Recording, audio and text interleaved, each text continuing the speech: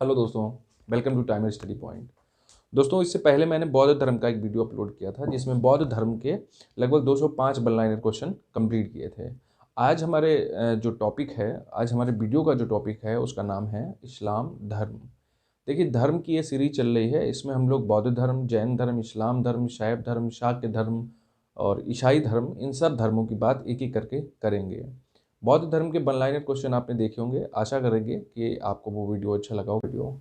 दोस्तों, इतिहास के मामले में अगर देखा जाए तो धर्म जो सबसे प्राचीन धर्म थे वो हैं दो धर्म। एक तो यहूदी धर्म प्राचीन है, दूसरा हिंदू धर्म प्राचीन है। देखिए, सबसे पहले हम लोग बात करेंगे कि नंबर 1 पर इधर हम लिख लेते हैं हिंदू धर्म के बारे में। हिंदू धर्म। और नंबर दूसरे पे हम लोग यहाँ पर लिख लेते हैं यहूदी धर्म। यहूदी धर्म। देखिए, इतिहास के हिसाब से देखा जाए तो जो हिंदू धर्म की बुराइयों से, कुरीतियों से निकले हुए विभिन्न धर्मों में अगर बात की जाए तो सबसे पहला धर्म कौन सा है, तो वो है बौद्ध धर्म। यानी बौद्ध धर्म भी हिंदू धर्म से निकला हुआ ही एक धर्म है। नंबर दूसरे पे जैन धर्म। जैन धर्म भी हिंदू धर्म से निकला हुआ एक धर्म है। नंबर 3 सिख धर्म। सिख धर्म भी हिंदू धर्म से निकला हुआ एक धर्म है। जो प्रमुख 3 धर्म हैं जो कि हिंदू धर्म से निकले हैं, उसमें एक बौद्ध धर्म है, जैन धर्म है और सिख धर्म है। ऐसे ही यहूदी धर्म से 2 प्रमुख धर्म निकले हैं, जिसमें पहला धर्म अगर देखा जाए तो वो है ईसाई धर्म और दूसरा धर्म इस्लाम धर्म।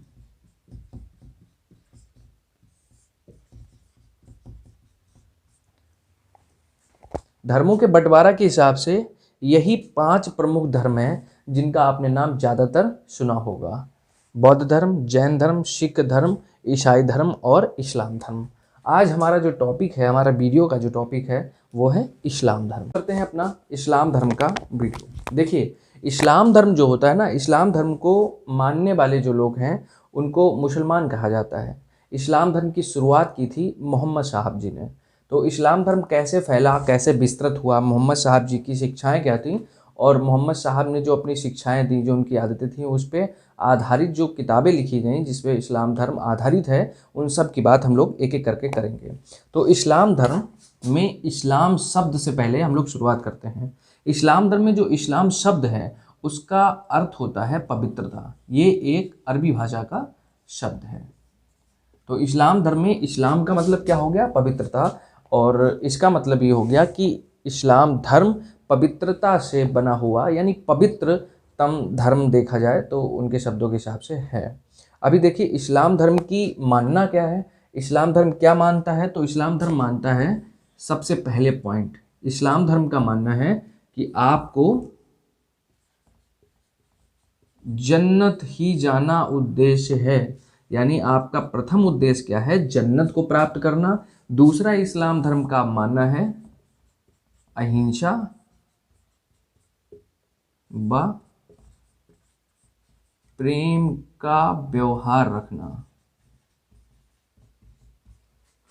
इस्लाम धर्म पवित्रता से बना हुआ, जन्नत जाने का उद्देश्य रखने वाला और अहिंसा व प्रेम का व्यवहार करने वाला एक धर्म है।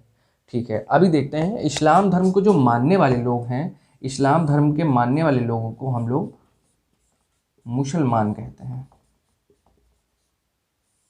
अगर मुसलमान को शाब्दिक अर्थों में देखा जाए तो मुसलमान का मतलब हो गया जिसका ईमान पुख्ता हो, यानी जिसका मुसल्लम ईमान हो। मुसल्लम ईमान यानी जिस व्यक्ति का ईमान बिल्कुल एकदम पुख्ता हो, तो उसको हम लोग मुसलमान कहते हैं। अब देखिए, 500 ईसा पूर्व में जो अरब देश था, ये विभिन्न छोटे छोटे कबीलों में बटा था। छोटे छोटे कबीले जो थे वो अलग अलग तरीके के भगवानों को मानते थे। वहाँ पर मूर्ति पूजा बहुत जोर शोरों पर थी। कबीलों की अपनी रीत रिवाज थी, यानी कि अगर कबीले एकत्र होकर आगे बढ़ेंगे तो उनका शक्ति का विस्तार होगा।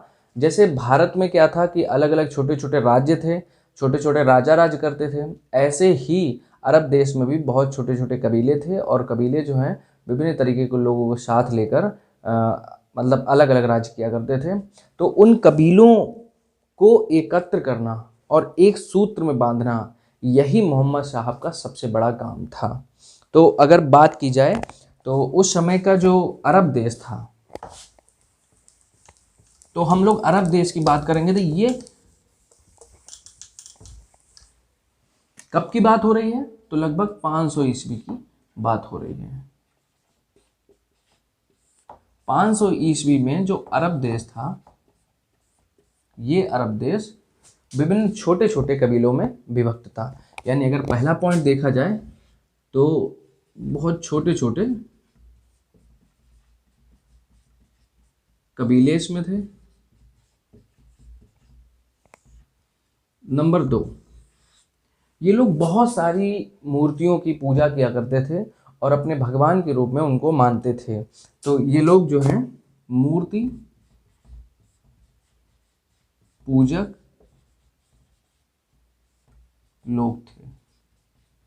ठीक, नंबर 3 पे कुछ जो मूर्ति पूजक में जो इनके भगवान कुछ जो थे उनका नाम भी दिया गया है। तो उनका नाम था हुबल, लात, मनात। देखिए, अरब देश छोटे छोटे कबीलों में विभक्त था। अरब देश मूर्ति पूजक लोग वहाँ पे ज़्यादा रहते थे। जो छोटे छोटे कबीला थे वो भी विभिन्न प्रकार की अलग अलग मूर्तियों की पूजा किया करते थे। इसमें हुबल, लात, मनात, बा, उज्ज, ये जो देवी देवता थे, ये वो लोग देवी देवताओं के रूप में इनको मानते थे और इन्हीं की पूजा करते थे। तो मोहम्मद साहब ने जब इस्लाम धर्म का विस्तार किया तो सबसे पहले उन्होंने मूर्ति पूजकों और मूर्ति पूजा करने वाले जितने भी समाज थे उनको सबको मूर्ति पूजा से रोकने के लिए शिक्षाएं दी। यानी कि इस्लाम धर्म की शुरुआत में ही मूर्ति पूजा के घोर विरोधी लोग रहे, और लगभग मोहम्मद साहब ने खुद लगभग 360 मूर्तियों को तुड़वाया वहां से।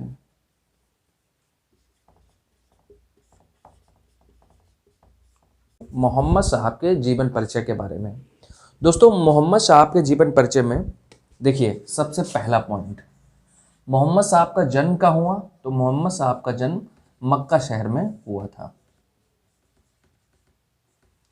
कब हुआ था, तो मोहम्मद साहब का जन्म हुआ था 571 ईस्वी में। 571 ईस्वी में। ठीक, अब देखिए, मक्का शहर उस समय व्यापार का सबसे बड़ा केंद्र था। वहाँ पर अलग अलग तरीके के कबीले थे जो अलग अलग तरीके के व्यापार केंद्र बनाकर रखते थे। उसी कबीलों में एक कुरैश कबीला था। तो कुरैश कबीला के बनु हाशमी जो वंश था उसमें मोहम्मद साहब का जन्म हुआ था। तो इसमें लिख देते हैं हम लोग कि कुरैश कबीला था। कुरैश कबीला तथा वंश कौन सा था, तो बनु हाशमी का वंश था। देखिए, जिस दिन मोहम्मद साहब का जन्म हुआ 571 ईस्वी में, उस दिन को ये मुस्लिम लोग जो हैं बहुत हर्ष उल्लास के साथ मनाते हैं और उसको ये लोग बोलते हैं ईद मिलादुन नबी।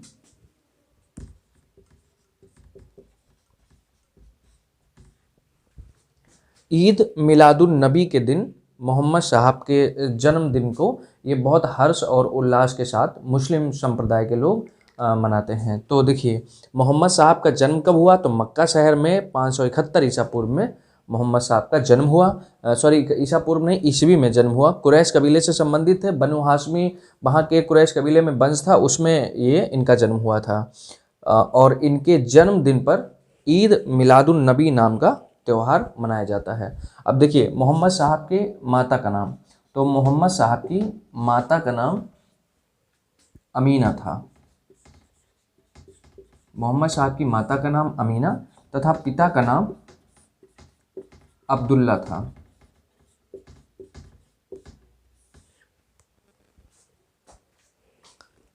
दोस्तों, मोहम्मद साहब की माता का नाम अमीना और पिता का नाम अब्दुल्ला था। हुआ ये कि बचपन में ही इनके माता पिता का देहांत हो जाता है।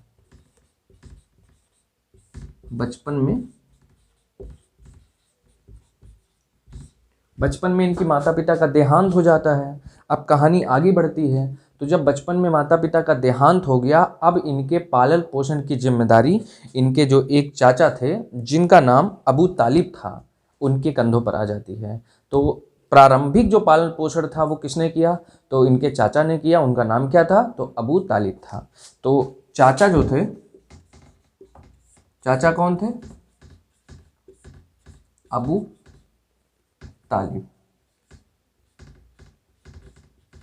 तो जो चाचा थे अबू तालिब, इन्होंने इनका शुरुआत में ही पालन पोषण किया। देखिए, शुरुआत में पालन पोषण जब हो गया, धीरे धीरे जब इनकी उम्र बढ़ने लगी, कुछ समय के बाद चाचा अबू तालिब का भी देहांत हो जाता है। अब देखिए, जब चाचा अबू तालिब का देहांत हो जाता है तो अब इनके पालन पोषण के लिए भी चिंताएं खड़ी होने लगी। तो इनके जो दादा थे, यानी इनके पिताजी के पिताजी, उन्होंने इनका बचे हुए टाइम में पालन पोषण किया। और इनके दादा का नाम क्या था? तो इनके दादा का नाम था अल मुतल्लिफ।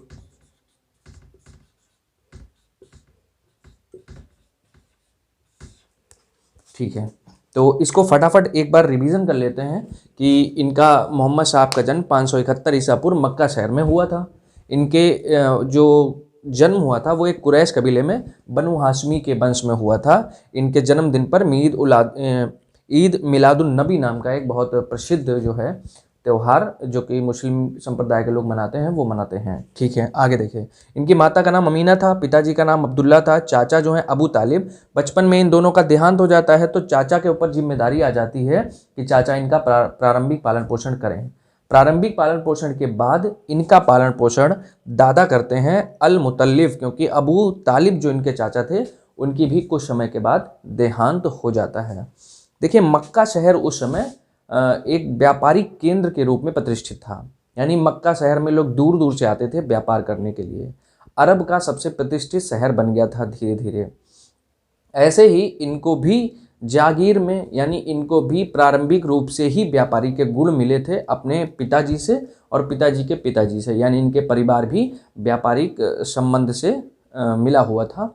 तो जब व्यापारिक संबंध इनके आगे बढ़े, मक्का में जो दूर दूर से व्यापारी आते थे वो अपना व्यापार मक्का में करते थे, और जब इनसे मिलते थे मोहम्मद साहब से, तो इनकी ईमानदारी से बहुत खुश हो जाते थे, क्योंकि ये बहुत ईमान के पक्के वहाँ पर बोले जाते थे। तो इनकी ईमानदारी से खुश होकर मोहम्मद साहब को एक और नाम दिया गया। तो मोहम्मद साहब को एक दूसरा नाम दिया गया, उसका दूसरा नाम क्या था? अल अमीन। तो मोहम्मद साहब का एक दूसरा नाम था अल अमीन। अल अमीन इन्हें क्यों दिया गया? क्योंकि मोहम्मद साहब बहुत ईमानदार प्रवृत्ति के व्यक्ति थे, ईमानदारी से सब काम करना चाहते थे। मोहम्मद साहब जब व्यापार कर रहे थे तो एक बार एक व्यापारी स्त्री जो कि विधवा थी, जिसके पति का देहांत हो चुका था, वो वहाँ पर व्यापार कर रही थी। नाम था खदीजा। खदीजा जब व्यापारी स्त्री थी, उसके संपर्क में आए, उसके साथ व्यापार बढ़ाया, तो उसको लगा कि ये बहुत ईमानदार व्यक्ति है, इसको क्यों ना अपने साथ काम करने के लिए आगे बुलाया जाए। इनके साथ काम करना शुरू होता है और काम शुरू करने से इनके उनके साथ संबंध इतने अच्छे बन जाते हैं कि मोहम्मद साहब एक विधवा स्त्री से बाद में शादी कर लेते हैं। तो इनकी शादी किससे हुई? तो शादी हुई है खदीजा नाम की विधवा स्त्री से। विधवा स्त्री से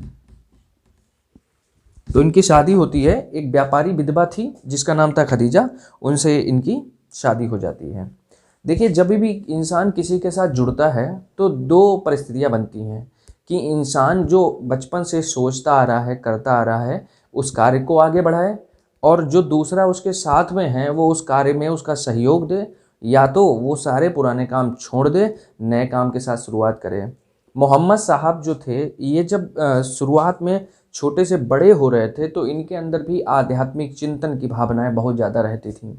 कहीं भी दूर निकल जाते थे, कहीं भी बैठकर बहुत देर तक विचारों में मग्न रहते थे, सोचा करते थे अपने अस्तित्व के बारे में, पृथ्वी के अस्तित्व के बारे में, जगत के अस्तित्व के बारे में। जब इनकी खदीजा नाम की विधवा स्त्री के साथ शादी हो जाती है, वैवाहिक संबंध होने के बाद भी ये अपना आध्यात्मिक चिंतन जारी रखते हैं। जब आध्यात्मिक चिंतन जारी रखते हैं तो लगभग 15 वर्षों तक इनका आध्यात्मिक चिंतन चलता रहता है। 15 वर्षों आध्यात्मिक चिंतन के बाद ये अपना ज़्यादातर चिंतन का समय हीरा नामक गुफा में व्यतीत करते थे। तो आध्यात्मिक चिंतन कहाँ पे किया?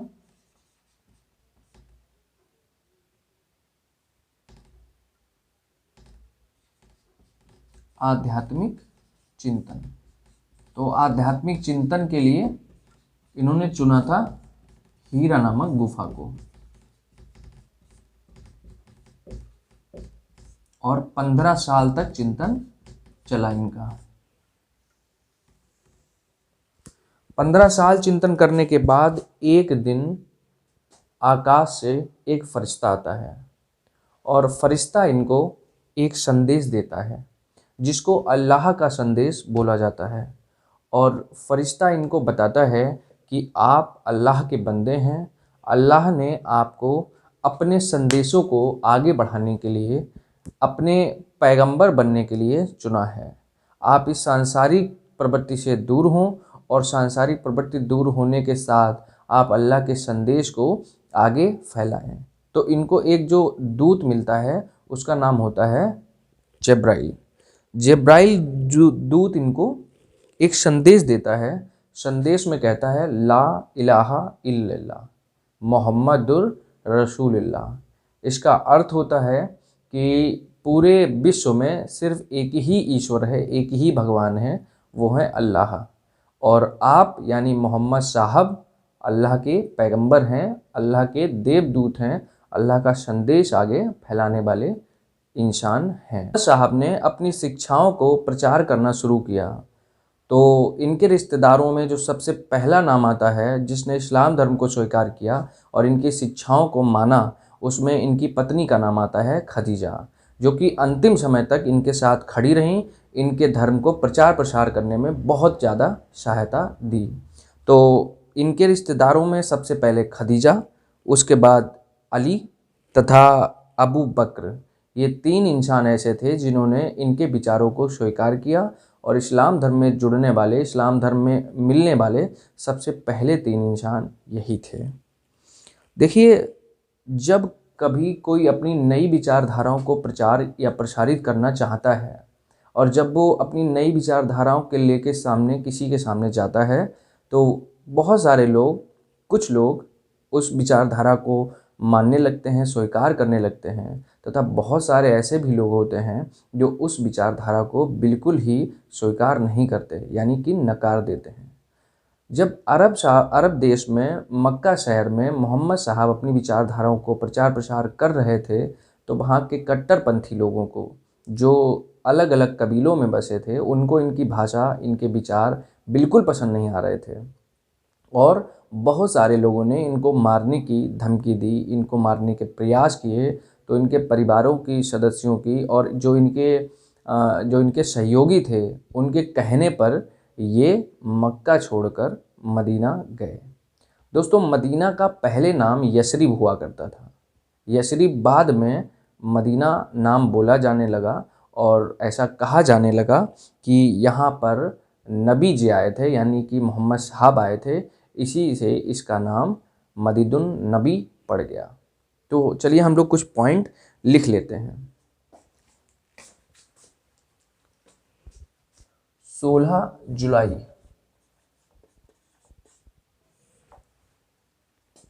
622 ईस्वी में कट्टरपंथियों के विरोध के साथ ही मोहम्मद साहब ने मक्का शहर छोड़ दिया और मदीना के लिए यानी यसरिब के लिए प्रस्थान किया। तो मक्का से मोहम्मद साहब कहाँ चले गए? तो मोहम्मद साहब गए यसरिब। यसरिब, इसी यसरिब का नाम बाद में बदलकर मदीना रख दिया गया और ये मदीना नबी का शहर बोला जाने लगा, नबी का शहर।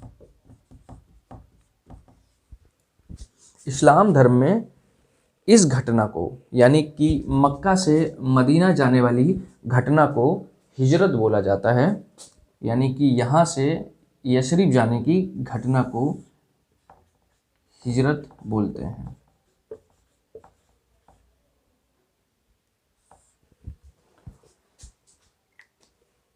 दोस्तों, हिजरत का मतलब क्या होता है कि किसी एक स्थान से दूसरे स्थान में प्रस्थान करना, एक जगह से दूसरी जगह जाने को ही हिजरत बोला जाता है। दोस्तों आगे देखिए, अब मक्का से कुछ लोग इनके साथ जुड़े और कुछ लोग जो कट्टरपंथी थे उन्होंने इनको वहाँ से भगाया। तो जब ये वहाँ से जा रहे थे, जब ये मक्का छोड़ रहे थे, तो बहुत सारे सहयोगी इनके साथ गए। कहाँ? मदीना, जो कि लगभग 300 किलोमीटर दूर था। यानी कि मक्का से यसरिब की दूरी कितनी है? लगभग 300 किलोमीटर। तो जब यसरिब पहुंच गए तो यसरिब में दो तरीके के लोग थे। ये वैसे लोग थे जो छोटे छोटे कबीलों में बटे थे।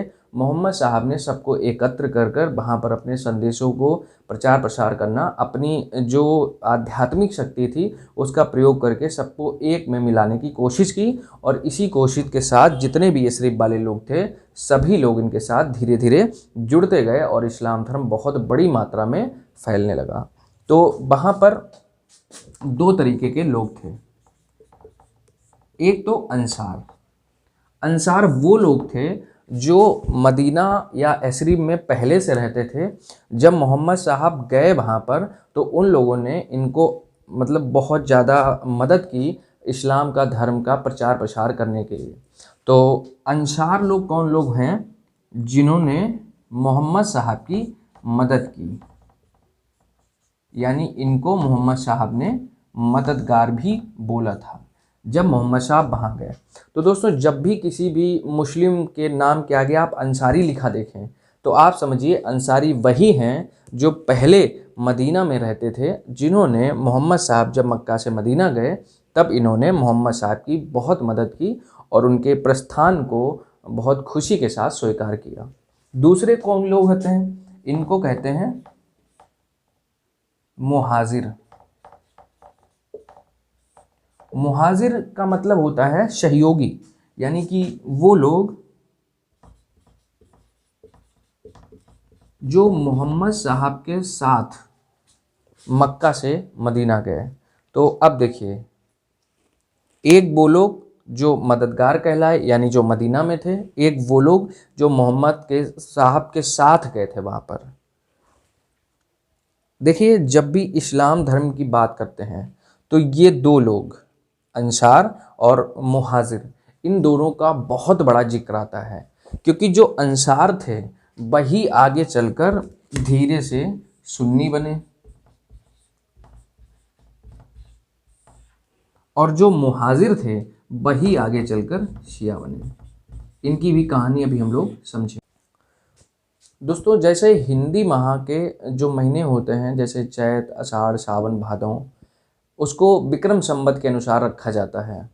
ऐसे ही इस्लाम धर्म में हिजरी संवत बनाया गया और उनके अपने 12 महीने निर्धारित किए गए। जो हिजरी संवत होता है ये इस्लाम का कैलेंडर बोला जाता है।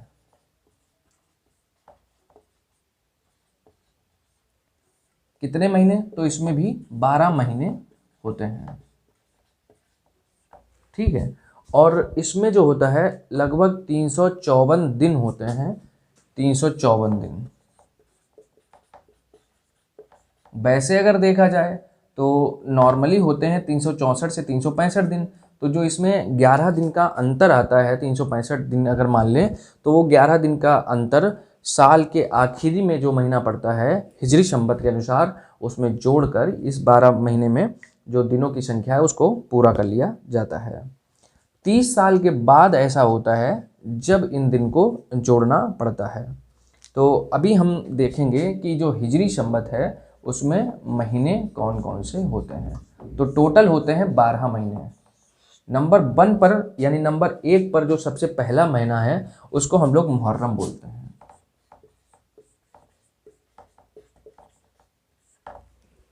दूसरा महीना जो होता है उसको हम लोग सफर बोलते हैं।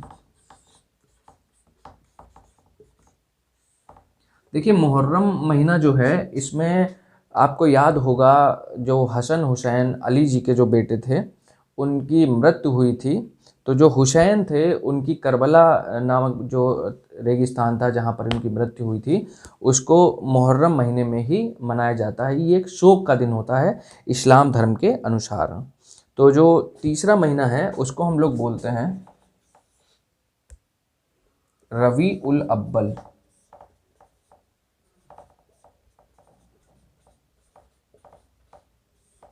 चौथा महीना जो होता है उसको हम लोग बोलते हैं रबी उल आखिर।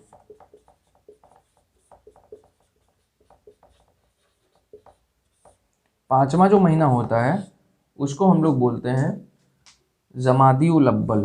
जमादी उल अव्वल। कुछ शब्द अगर आपको ना दिख रहे हों तो देख लीजिए, सही से देख लीजिएगा। तो क्योंकि लिखने में कभी कभी ऐसा हो जाता है कि कुछ बस शब्द आपको सही से ना दिख पाए। ठीक है, तो चलिए हम लोग 5 महीने ये हो गए। अब हम लोग छठा महीना लिखते हैं जमादी उल आखिर। छठा महीना इधर ही लिख देते हैं, छठा महीना जमादी उल आखिर।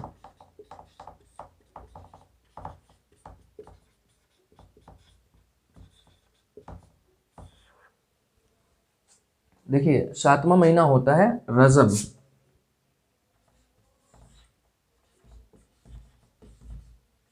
सातवां महीना कौन सा होता है? रजब। 8वां महीना कौन सा होता है? शाबान। 9वां महीना कौन सा होता है? तो 9वां महीना होता है रमज़ान। सबसे पाक महीना जो होता है वो यही रमज़ान बोला जाता है। ऐसा माना जाता है जो कुरान की आयतें हैं वो इसी रमज़ान महीने में धरती पर आई थीं, जिसको मोहम्मद साहब ने प्रचारित और प्रसारित किया। 10वां महीना कौन सा होता है? तो उसका नाम है शब्बाल।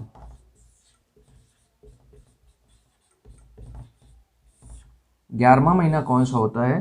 तो 11वां महीने का नाम है जिलकाद। और 12वां और आखिरी महीना कौन सा हो? जिलहिज।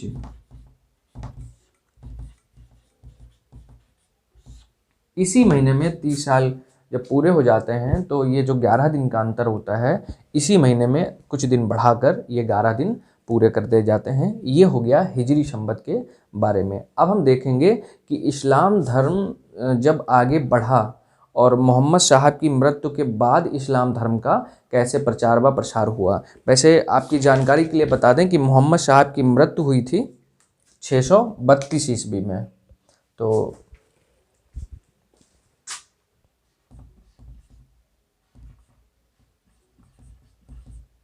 मृत्यु 632 ईस्वी में। धर्म प्रचारक जो होता है जब उसकी मृत्यु हो जाती है तो धर्म अलग अलग स्वरूपों में आगे बढ़ता है, क्योंकि उनको निर्देश देने वाला ही इस दुनिया में नहीं है। ऐसे ही आपने देखा होगा कि बौद्ध धर्म होता है या जैन धर्म होता है या सिख धर्म होता है, जब इन धर्मों का प्रचार प्रसार करने वाले यानी कि महात्मा बुद्ध जैसे बौद्ध धर्म में उनकी मृत्यु हो जाती है तो उनके बाद भी बौद्ध धर्म आगे बढ़ता है, लेकिन उसके भी 2 अलग अलग हिस्से हो जाते हैं। एक हीनयान होता है, दूसरा महायान। जैसे आपने देखा होगा जैन धर्म के भी 2 अलग अलग हिस्से हो जाते हैं, एक दिगंबर एक श्वेतांबर। दोस्तों ऐसे ही इस्लाम धर्म में 2 पार्टों में बट गया। इस्लाम धर्म 2 पार्टों में क्यों बटा उसकी भी चर्चा हम लोग कर लेते हैं। इस्लाम धर्म 2 पार्टों में इसलिए बटा कि इस्लाम धर्म में मोहम्मद साहब की मृत्यु हो गई 632 ईस्वी में। अब जब मोहम्मद साहब की मृत्यु हो गई तो मोहम्मद साहब ने अपना स्पष्ट रूप से किसी भी व्यक्ति को उत्तराधिकारी नियुक्त नहीं किया। तो जब नियुक्त नहीं किया तो इसका मतलब मतभेद होना लाजमी थे।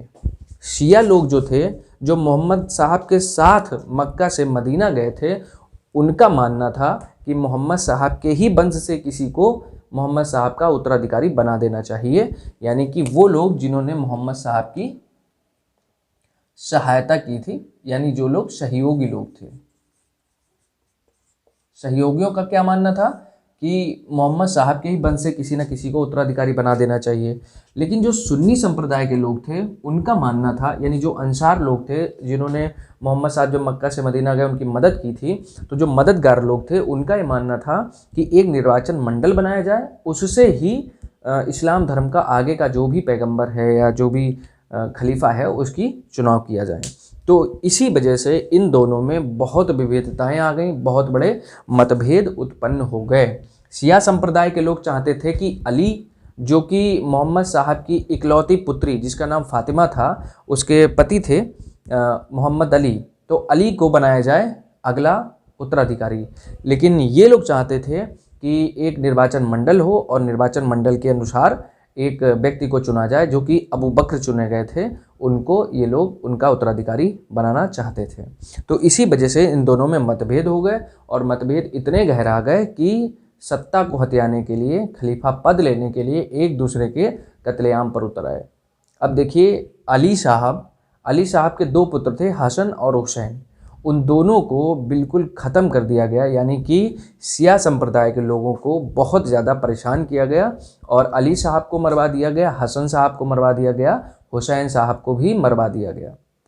मरवाने वाले कौन थे? सुन्नी संप्रदाय के लोग। सुन्नी संप्रदाय, क्योंकि ये लोग चाहते थे कि हमारा ही पैगंबर आगे प्रचार प्रसार करे इस्लाम धर्म का। तो चलिए हम लोग देखते हैं इन दोनों में जो महत्वपूर्ण अंतर हैं वो।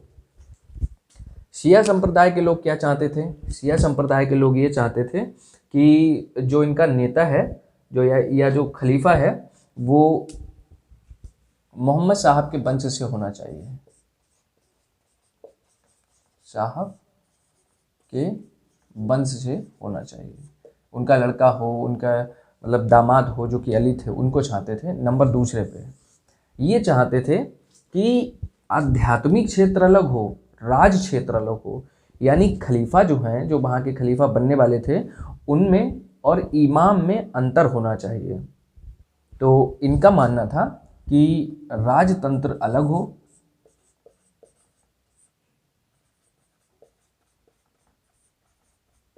और आध्यात्म अलग हो।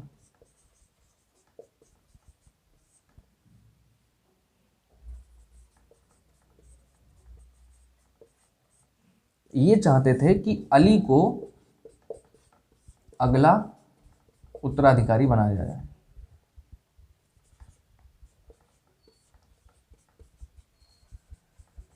अगला उत्तराधिकारी अली को बनाया जाए। देखिए, अली को अगला उत्तराधिकारी ये लोग चाहते थे, शिया लोग। ठीक, उसके बाद ये लोग चाहते थे कि धर्म अलग रहे,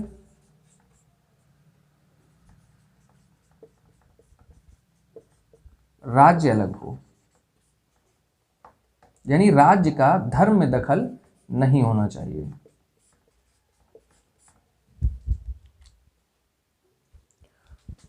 पांच, ये लोग चाहते थे कि कुरान पर जो है ना, जो कुरान शरीफ जो कि लिखी गई थी, अभी हम साहित्य की बात करेंगे इस्लाम धर्म की, तब हम लोग बात करेंगे।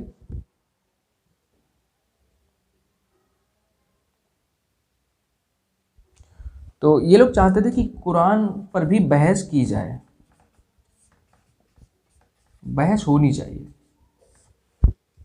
ये लोग चाहते थे कि कुरान पर कोई भी बहस नहीं होनी चाहिए। तो चलिए हम लोग बात कर लेते हैं इनकी। तो मोहम्मद साहब के वंश से ये चाहते थे, ये लोग चाहते थे कि एक निर्वाचन मंडल हो, निर्वाचन मंडल से चुना हुआ सदस्य, ये उसको इसका अगला उत्तराधिकारी मानते थे। ये चाहते थे कि जो एक पद हो, जैसे एक खलीफा का पद हो, राजतंत्र तथा धर्म, अध्यात्म, दोनों को यही खलीफा का पद देखे। तीसरे नंबर पर देखिए, ये अली को बनाना चाहते थे और ये अबू बकर को बनाना चाहते थे। नंबर 4 पर ये चाहते थे कि धर्म अलग हो, राज्य अलग हो, ये चाहते थे धर्म और राज्य एक में ही हो।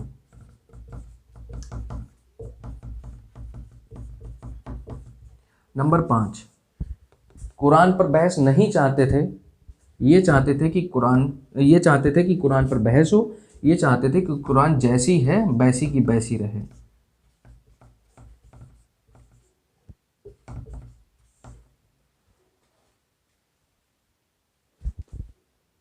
ना हो। ये देखिए महत्वपूर्ण दोनों में अंतर है। तो जब कोई धर्म आगे बढ़ता है तो उसमें विवाद उत्पन्न होना एक लाजमी सी बात है। मोहम्मद साहब की मृत्यु के बाद सुन्नी संप्रदाय से सबसे पहले तो अबू बकर, फिर उमर और उसके बाद उस्मान खलीफा बनाए गए। इधर शिया संप्रदाय से अली साहब जो इनके उत्तराधिकारी थे वो खलीफा बनाए गए और खलीफा रहे। जब उस्मान खलीफा बने सुन्नी संप्रदाय से तो उस समय अरब की स्थिति काफ़ी नाजुक स्थिति हो गई थी। वहाँ पर गृहयुद्ध का समय आ गया था। जनता बहुत ज़्यादा इनसे नाराज़ थी, इनके फैसलों को भी नकारती थी और इस्लाम धर्म पर इसका विपरीत प्रभाव भी पड़ता था। इसी का फ़ायदा उठाकर अली साहब ने पूरे के पूरे मदीना पर और पूरे के पूरे सीरिया पर आक्रमण करना चाहा और ये चाहा कि वो पूरे के पूरे इस्लाम संप्रदाय के पैगंबर बन जाएं या इस्लाम संप्रदाय के खलीफा घोषित कर दिए जाएं। सीरिया में एक गवर्नर थे, इनका नाम था अल मुआविया। इस्लाम धर्म में शिया संप्रदाय के सबसे कट्टर विरोधी अगर कोई हैं तो वो अल मुआविया ही थे। इस्लाम धर्म में शिया संप्रदाय के लोग सबसे कट्टर तरीके से, सबसे ज़्यादा घृणा की नज़र से जिसको देखते हैं वो अल मुआविया ही थे।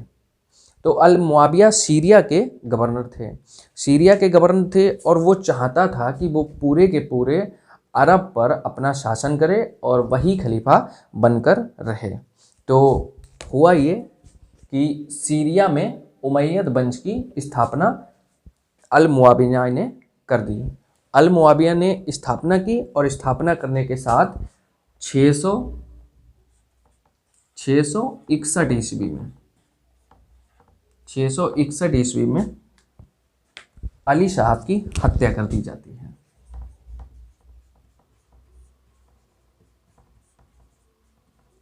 और हत्या कर दी जाती है सुन्नी संप्रदाय के लोगों द्वारा और उसके बाद अल मुआविया जो है उमैयद वंश की स्थापना करता है।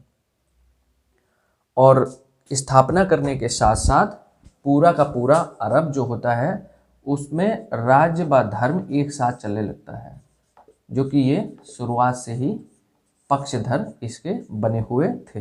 यानी अब खलीफा भी एक है और राजा भी एक ही है, वही खलीफा है वही राजा है। जितने भी न्याय सम्मत कार्य होंगे राजा करेगा और वही खलीफा भी करेगा। देखिए अल मुआविया जो था इसने कुछ चाल चलकर हसन साहब की हत्या करवा दी। और हत्या की किसने? तो हसन साहब की पत्नी ने जहर दिया।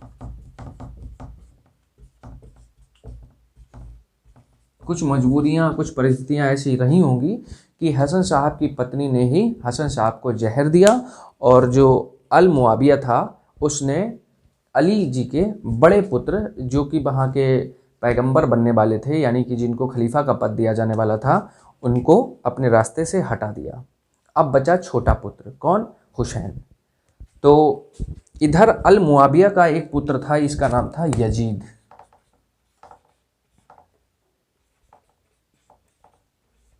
इस्लाम धर्म में सबसे ज़्यादा घृणित व्यक्ति अगर कोई है तो वो यजीद है। इसको कभी कभी हम लोग यजीद भी लिखते हैं। देखिए हुआ ये कि अल-मुआविया चाहता था कि पूरे अरब पर उसका कब्जा हो और वो चाहता था कि अली संप्रदाय के, अली वंश के जितने भी लोग हैं, मोहम्मद साहब के वंश के जितने भी लोग हैं, उनकी हत्या कर दी जाए। बचे कौन थे? हुसैन जी। हुसैन जी ने इनका विरोध किया कि सारे के सारे सुन्नी संप्रदाय के लोग खलीफा बनेंगे। तो हुसैन साहब ने जब इनका विरोध किया तो यजीद ने हुसैन साहब को अपने घर बुलवाया, और घर बुलवाया तो हुसैन साहब लगभग 85 व्यक्तियों के साथ, जो कि उनके समर्थक थे, जा रहे थे। रास्ते में एक रेगिस्तान पड़ता है। रेगिस्तान कौन सा पड़ता है? तो रेगिस्तान होता है करबला का, रेगिस्तान करबला। करबला नामक रेगिस्तान पर अचानक से यजीद के बहुत सारे सैनिक और उनके समर्थक आ जाते हैं, और आने के साथ ही हुसैन साहब की बेरहमी से हत्या कर दी जाती है। हुसैन साहब की हत्या कर दी जाती है तथा उनके साथ जो 85 व्यक्ति और थे उनकी भी हत्या कर दी जाती है। तो हुसैन साहब की जब हत्या हो जाती है तो इनके हत्या के दिन को शोक दिवस के रूप में इस्लाम धर्म में मनाया जाता है, और इसको मुहर्रम के महीने के 10वें दिन पर शोक दिवस के रूप में मनाया जाता है। अब देखते हैं हम लोग आगे एक जो अब्बासी वंश हुआ है, जो कि उमैयद वंश के पास हुआ इस्लाम धर्म में, उसकी बात करते हैं। दोस्तों, बगदाद में एक अब्बासी वंश हुआ जो कि इस्लाम धर्म में उमैयद वंश के बाद हुआ। 750 ईस्वी में उमैयद वंश के जो खलीफा थे, जिनका नाम था द्वितीय मरवान, उनकी मृत्यु हो जाती है। मृत्यु के साथ ही उमैयद वंश समाप्त हो जाता है। उमैयद वंश समाप्त होने के बाद खलीफा का पद भी समाप्त हो जाता है। खलीफा का पद वहाँ से केंद्रित होकर चला आता है बगदाद, और बगदाद में संस्थापना होती है अब्बासी वंश की। अब्बासी जो वंश था, इसने बगदाद में रहते हुए अलग अलग संप्रदाय के लोग को भी समर्थन दिया। इसने ईरानियों को भी समर्थन दिया, इसने ईसाइयों को भी, इसने यहूदियों को भी, यानी इन्होंने सबका समर्थन किया। तो इनका मेन काम क्या होता था? तो इनका मेन काम होता था फरमान जारी करना, फरमान जारी करना। और ये सभी संप्रदायों के साथ चलने वाले लोग थे।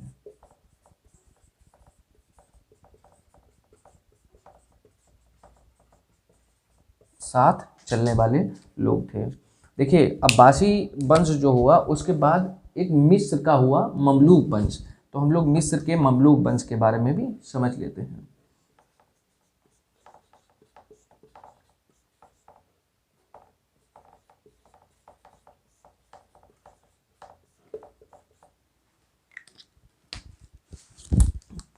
बारह सौ अट्ठावन।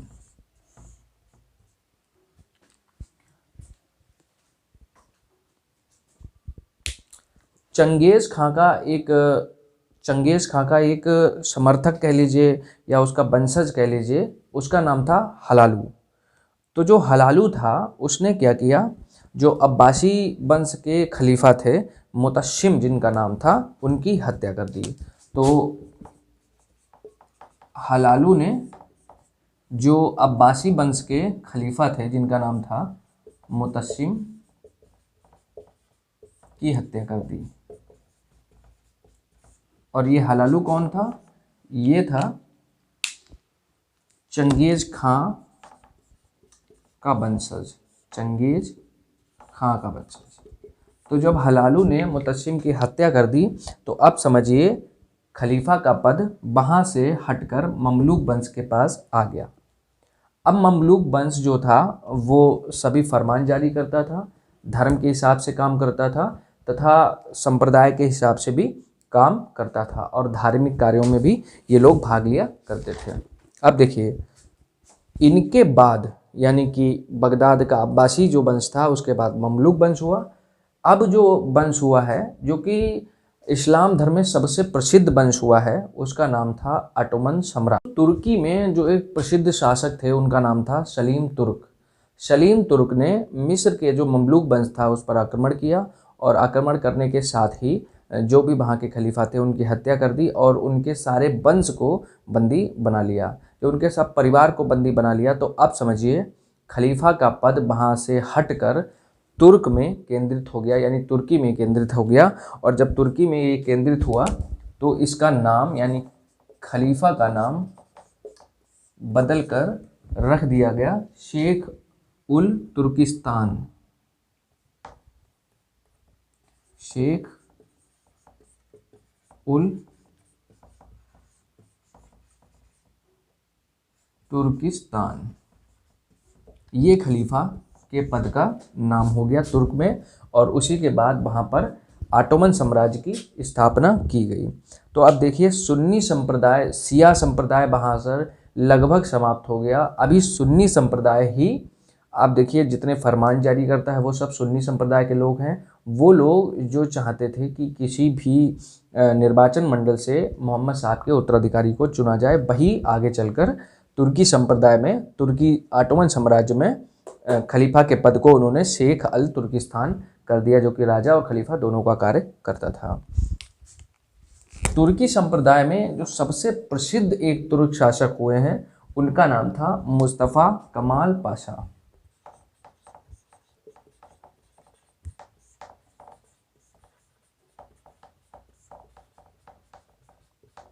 गांधी जी का भारतीय इतिहास में जो स्थान है, गांधी जी के अलावा बहुत बड़े नेताओं का जो भी स्थान है, तुर्की में मुस्तफ़ा कमाल पाशा का वही स्थान है। क्योंकि मुस्तफ़ा कमाल पाशा वही व्यक्ति थे जिन्होंने तुर्की का आधुनिकीकरण किया, साइंस में डेवलपमेंट कराए, ट्रांसपोर्ट में डेवलपमेंट कराया, पूरे तुर्किस्तान को बदल कर रख दिया। यानी इनको ही आधुनिकीकरण का जन्मदाता तुर्की में कहा जाता है। इन्होंने 1924 में एक बहुत बड़ा फैसला लिया। और फैसला क्या लिया? फैसला ये लिया कि आज के बाद अब कोई खलीफा नहीं बनेगा, यानी कि खलीफा का पद समाप्त कर दिया जाएगा। तो अब जो है खलीफा का पद 1924 के बाद समाप्त हो गया, यानी अब पूरे विश्व में कोई भी खलीफा नहीं है। इस्लाम धर्म दो संप्रदाय पर चलता है, एक है शिया और दूसरे हैं सुन्नी। शिया वाले वो लोग हैं जो अली, हसन, हुसैन उनके वंशजों को मानते हैं। सुन्नी संप्रदाय के लोग जो खलीफाओं को मानते थे, जो निर्वाचन मंडल से बनता था उनके लिए, जो अभी तक चले आ रहे हैं। अब हम देखते हैं कि कुरान में या जो इस्लाम है उसके सिद्धांत क्या है, उसका साहित्य क्या क्या है। चलिए उसके लिए बात करते हैं। तो इस्लाम का साहित्य जो है वो 3 भागों में बटा है। सबसे पहले आप रखिए कुरान को, दूसरा जो साहित्य है उसमें आप रखिए सुन्नत को, तीसरा जो साहित्य है उसमें आप रखिए हदीस को। इन तीनों में जो सबसे प्रसिद्ध पुस्तक है जिसमें पूरा का पूरा कुरान चलता है वो है, पूरा का पूरा इस्लाम चलता है, वो है कुरान। देखिए कुरान क्या है, तो कुरान क्या है? कुरान है अल्लाह का संदेश, जो कि समय समय पर मोहम्मद साहब को जिब्राइल या गिब्राइल जो भी देवदूत था उसके मुख से प्राप्त होता था। और इसको जो है बाद में अबू बकर जो थे उन्होंने संकलित करके एक पोथी बनाकर तैयार की थी। तो अल्लाह का संदेश कुरान में लिखा गया है, जो कि इनको लगभग 23 साल तक धीरे धीरे अलग अलग समय पर, अलग अलग टाइम पर मिलता रहा और ये उसको लिखते गए, लिखते करके एक कुरान नाम की पोथी तैयार की गई। लगभग 13 वर्ष मक्का में और लगभग 10 वर्ष मदीना में ये इनको उपदेश प्राप्त होता गया। कुरान में लगभग 114 अध्याय हैं। ठीक, आ जाइए सुन्नत क्या होता है। तो जो भी मोहम्मद साहब की दिनचर्या थी,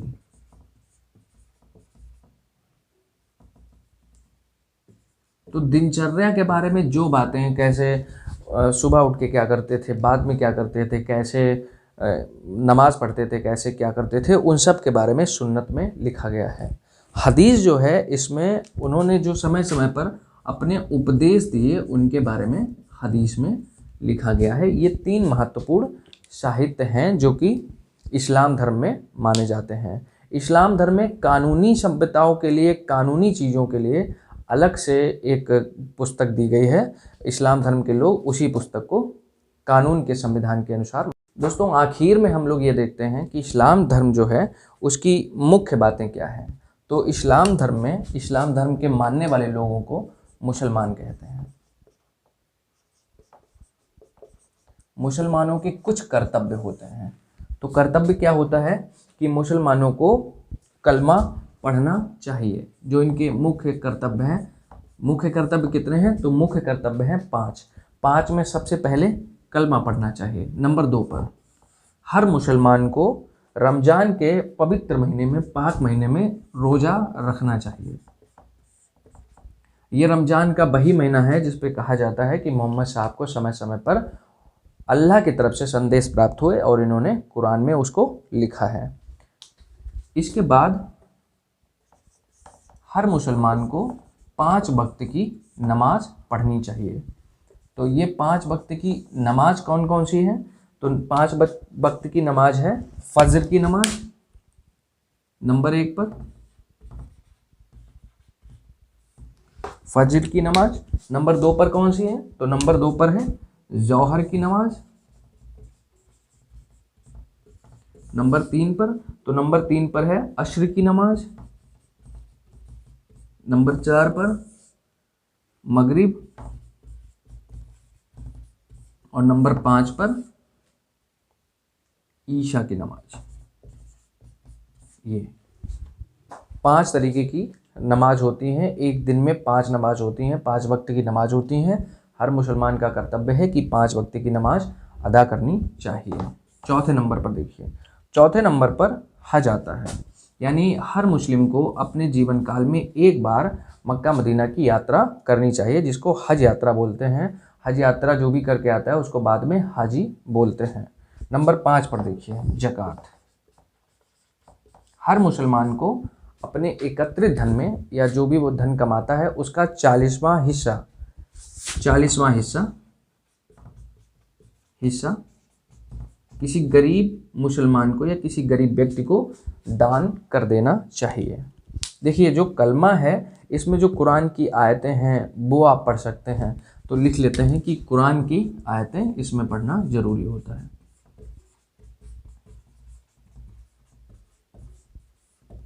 रोज़ा, रमज़ान के पाक महीने में रोज़ा रखना बहुत महत्वपूर्ण है। ये भी कहा जाता है कि रखना चाहिए। नमाज जो होती है, ये जो मक्का होती है, तो मक्का की दिशा जो भी हो उस दिशा में नमाज अदा करनी चाहिए 5 वक्त की। दोस्तों, ये थे इस्लाम धर्म का जो भी ऐतिहासिक दृष्टिकोण था, हमने उसमें सब की बात कर ली है। इस्लाम धर्म में इबादत को भी स्थान दिया गया है। इस्लाम धर्म में ईशान को भी धर्म में जगह दी गई है। ऐसे बहुत सारे अलग अलग चीज़ें हैं। हमने ऐतिहासिक दृष्टिकोण से पूरे के पूरे इस्लाम की बात की है। हम लोग हिस्ट्री, ज्योग्राफी और ऐसे ही इंटरेस्टिंग सब्जेक्ट पर आपके लिए वीडियो लाते रहेंगे। मिलते हैं किसी अन्य वीडियो के बाद किसी अन्य टॉपिक पे बात करते हुए। तब तक के लिए धन्यवाद। और अगर आपको इतनी मेहनत अच्छी लगे तो please support my channel. Thank you. मिलते हैं अगले वीडियो।